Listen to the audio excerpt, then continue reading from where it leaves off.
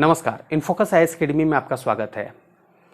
आज हम बात करने जा रहे हैं ग्रह की दूरियों के बारे में। जैसा कि आप सबको कल हमने बताया था कि हमारे जो ग्रह हैं वह कितने हैं? 8। कौन कौन से? सूर्य को केंद्र मानते हैं, बुध, शुक्र, पृथ्वी, मंगल, बृहस्पति, शनि, अरुण और वरुण। ठीक है, ये 8 ग्रह मिलकर एक तरह से हमारा सौरमंडल का भी निर्माण कर देते हैं। इन्हीं की दूरियों के बारे में बात करेंगे सूर्य के सापेक्ष में। ठीक है, हमने ग्रह की परिभाषा क्या बताया आपको? कुछ खगोलीय पिंड जिनके पास अपनी ऊष्मा नहीं होती है, दूसरों पे डिपेंड होते हैं, ऐसे को हम क्या कहते हैं? ग्रह कहते हैं, प्लैनेट। आज चलिए हम देख लेते हैं कि कौन से सबसे पास है तथा कौन सा ग्रह सबसे दूर है। सूर्य के सापेक्ष में हम देखेंगे तो सबसे पास ग्रह दिखाई देता है हमें बुध। बुध की दूरी की अगर बात करें तो 58 मिलियन किलोमीटर पर स्थित है सूर्य से, दूरी के सापेक्ष अगर देखें तो। इसके बाद देखते हैं शुक्र है। शुक्र कितना है? 108 मिलियन किलोमीटर। पृथ्वी है 150 मिलियन किलोमीटर तथा मंगल है 228 मिलियन किलोमीटर।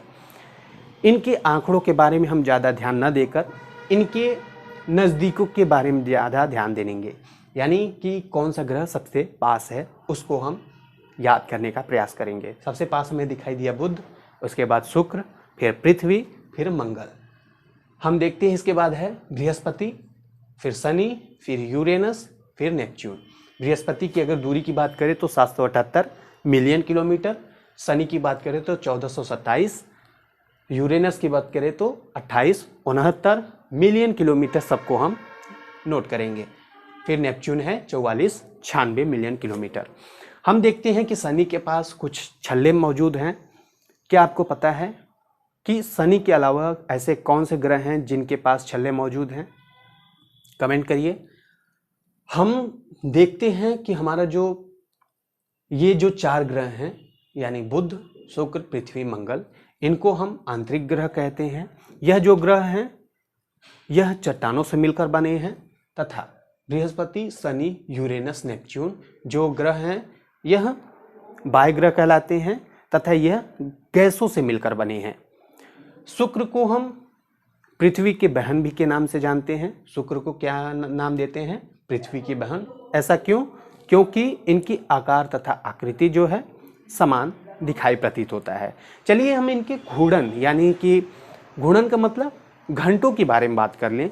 वहाँ पे दिन किस तरह से, घूर्णन का मतलब एक घूर्णन 1 दिन के बराबर, तथा हम साल परिक्रमण की बात करें तो परिक्रमण को हम साल से डिनोट कर लेंगे अपने दिमाग में और घूर्णन को दिन से डिनोट कर लेंगे। तो चलिए हम देखते हैं कि बुध पे जो है 88 दिन का एक परिक्रमण होता है, यानी पृथ्वी के सापेक्ष में अगर देखें तो 88 दिन अगर पृथ्वी पे हो रहा है, ठीक है, तब तक वहाँ पे 1 साल हो चुका होगा, वहाँ पे मतलब बुध पे। ठीक है, अब अगर हम समय की बात करें तो 59 दिन का एक घूर्णन होता है। जैसे कि पृथ्वी पे 24 घंटे का होता है एक दिन में, 24 घंटे बाद एक दिन बदल जाता है, उसी तरह 59 दिन बाद यहाँ पे नया दिन आएगा। बुध पे कितना? 59 दिन के बाद एक घूर्णन कंप्लीट होता है, 59 दिन का एक घूर्णन होता है, यानी हम कह सकते हैं 59 दिन बराबर पृथ्वी का एक दिन। ठीक है, शुक्र की अगर बात करें 255 दिन में एक परिक्रमण, यानी कि 255 दिन पृथ्वी पे बीत रहा है तो वहाँ पे 1 वर्ष बीत चुका होगा। हम यहाँ पे देखते हैं घूर्णन तो 243 दिन का एक घूर्णन होता है, यानी नया समय जो है, नया दिन जो है 243 दिन बाद आएगा शुक्र पे। घूर्णन कितना दिखाई दे रहा है? 243 दिन में, एक दिन में। ठीक है, सबसे धीमा घूर्णन इसी को कहते हैं, इसी का यानी शुक्र का सबसे धीमा घूर्णन है। आप जान लीजिए कि शुक्र को पृथ्वी की बहन भी कहते हैं। क्यों? क्योंकि इसकी आकृति तथा आकार जो है वह समान दिखाई देता है। इसके बाद हम देखते हैं मंगल है। मंगल की परिक्रमा की अगर बात करें तो 687 दिन में एक परिक्रमण, यानी मंगल पे 687 दिन बीतेंगे तब वहाँ पे 1 साल होगा। यानी अगर हम पृथ्वी की बात करें तो 687 दिन पृथ्वी पे बीत रहे हैं, तो वहाँ पे 1 साल हो चुका होगा। एक दिन की अगर बात करें तो 24 घंटे में यहाँ पे एक घूर्णन कंप्लीट कर लेता है मंगल अपने अक्ष पे। इसके पास 2 उपग्रह हैं। इसके बाद हम देखते हैं पृथ्वी।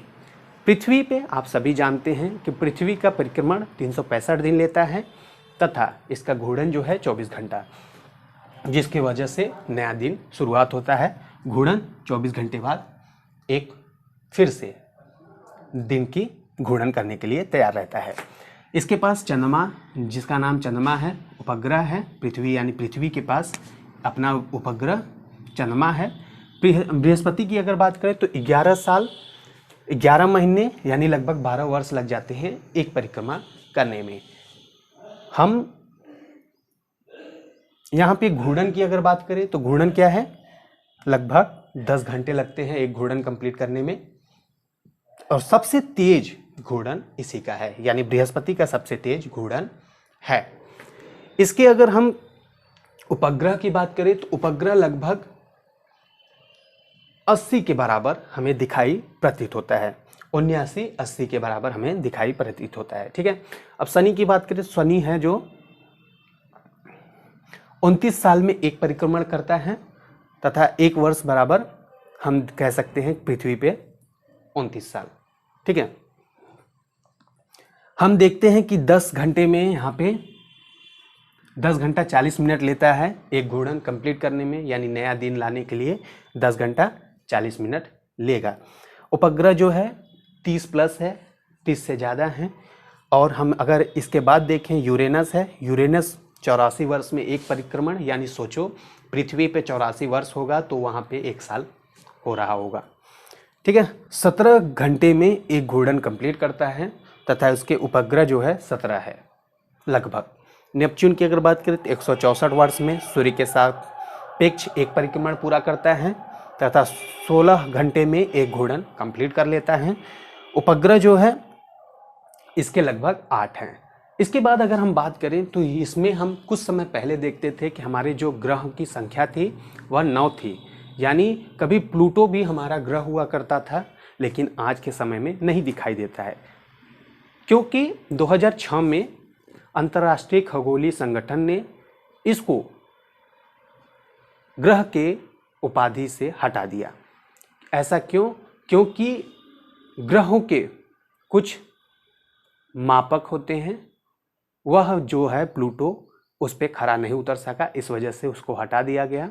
आपको बता दें कि प्लूटो, साइरस तथा 2003 UB313 जो ये हैं, इनको बौने ग्रह की उपाधि दिया गया है। क्लियर है?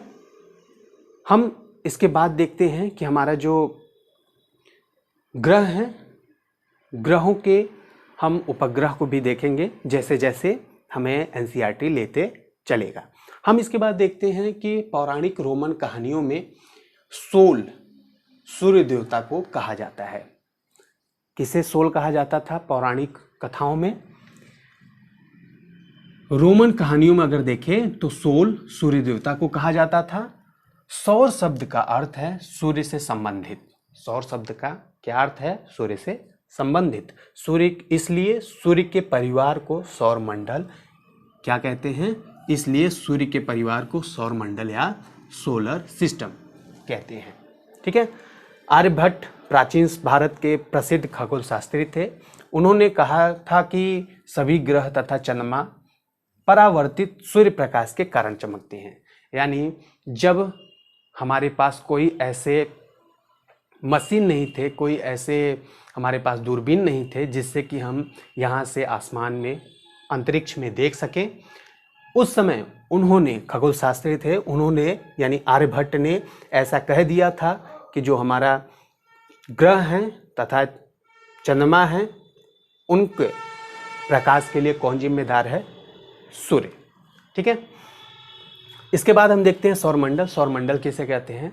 तो आप जान लीजिए, सूर्य प्लस 8 ग्रह, उपग्रह तथा कुछ अन्य खगोलीय पिंड, जैसे अन्य खगोलीय पिंड में क्षुद्र ग्रह हुए तथा उल्का पिंड, ये सब मिलकर हमारा सौरमंडल का निर्माण करते हैं। इन्हीं